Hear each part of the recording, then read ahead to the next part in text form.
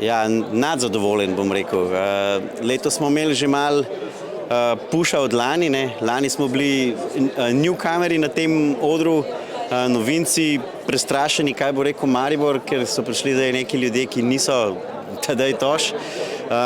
Ampak je bilo že lani super, letos smo pa rekli, moramo to preseči in mislim, da smo. In tudi po odzivu občinstva se je videlo, da je to, kar so prišli gledati. Dober večer.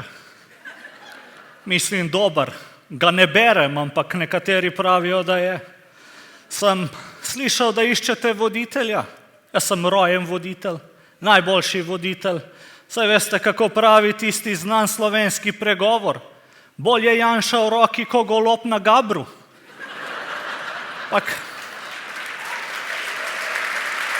Smo videli nekoliko drugačen koncept? Ja, definitivno. Mislim, dobro, že lani prvič ta moško-ženska vloga, se pravi voditelj, voditeljica, še vedno dva komika. Letos še malo več imitacij, še malo več tega, kar Pozvek zelo dobro zna. In pa veliko več nekih dodatnih točk. Od tega, da smo začeli s presenečenjem in po ne vem kolikih letih pripeljali konja na ta oder.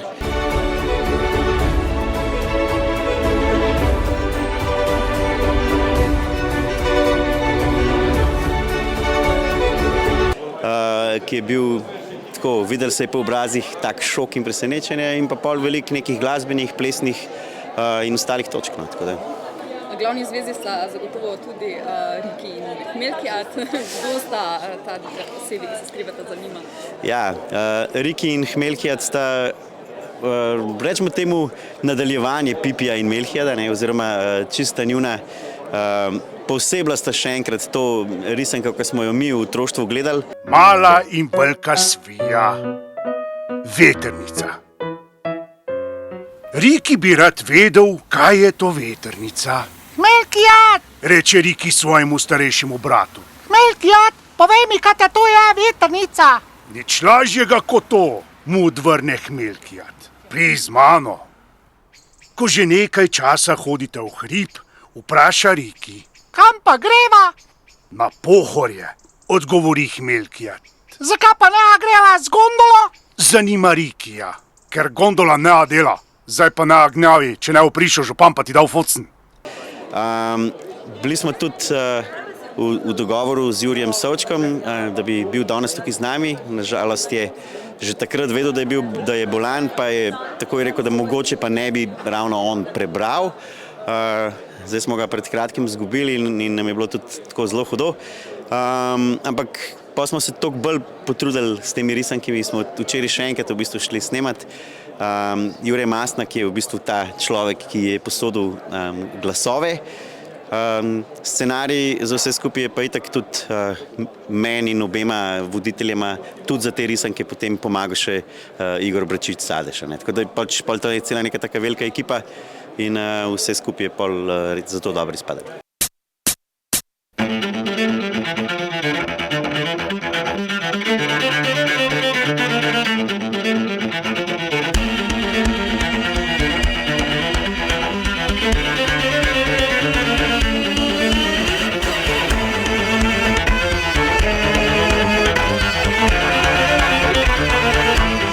Prvič v življenju, bom rekel, sem stopil na oder in da so mi drugi ploskali, tako da občutek je dober.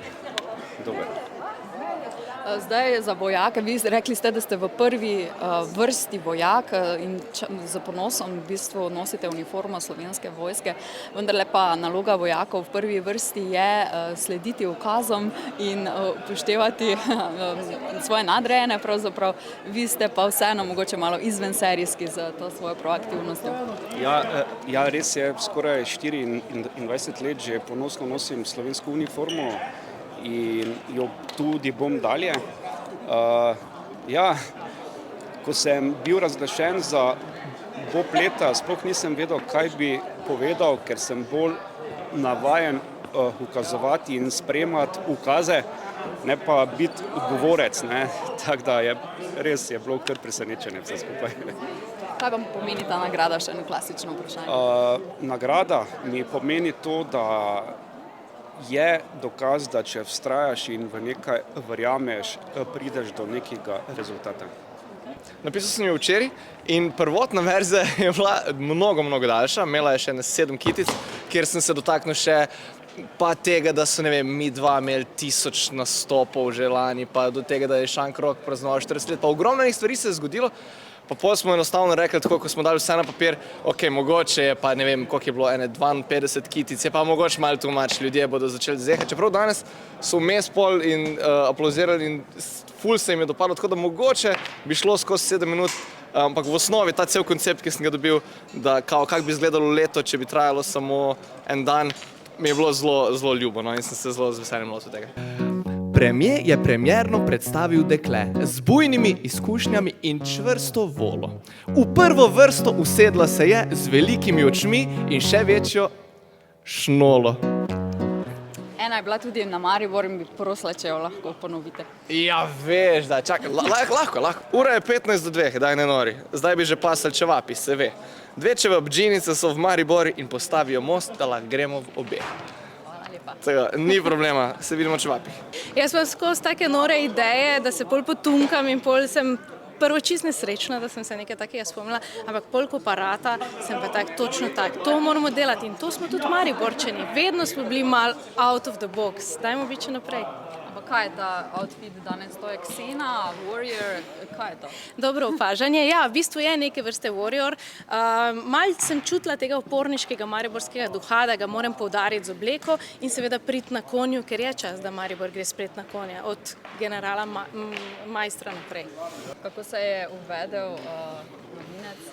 Recimo novinec. Lepo smo ga uvedli, v bistvu všeč mi je njegova odprtost, kar za Gorence ni tako značilno, ampak glej, jaz mislim, da smo ga v klub Štajercev sprejeli in da zdaj si naš, ne, zdaj si naš. A sem dal za rundo?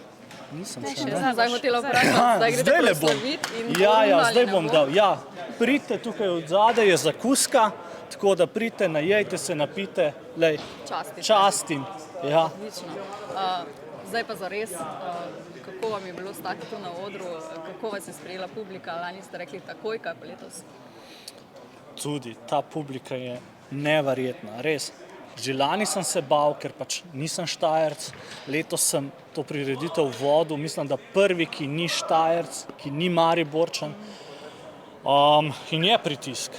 Ampak na koncu, ko sem videl to publiko, ko so zagrabili vse fore, res tako na vse so zagrabili, lahko rečem, Maribor, moje najljubše mesto.